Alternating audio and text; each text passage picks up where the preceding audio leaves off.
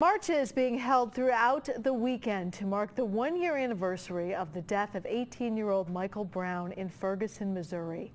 That shooting by a white police officer sparked weeks of unrest. Don Champion now reports from Ferguson on what has changed since Brown's death.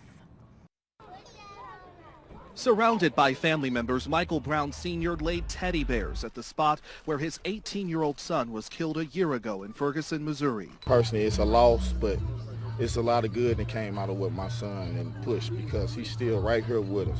Wearing T-shirts bearing Michael Brown Jr.'s picture and the words "Chosen for Change," the Brown family then led a 4.5-mile march to Normandy High School, where the teen had graduated.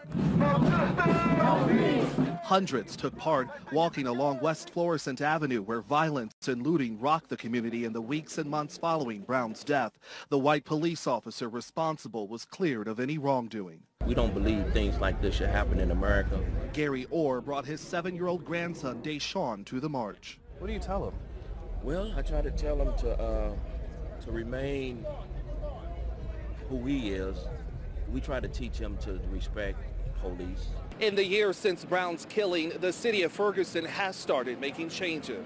Officials hired an interim police chief who was black and overhauled its municipal court system. The Department of Justice found that it had been unfairly targeting blacks and minorities. Still, many marchers say there's reason to protest. Structures of white supremacy and racism that are really have built this town and undergird this town be changed. Don Champion, CBS News, Ferguson, Missouri.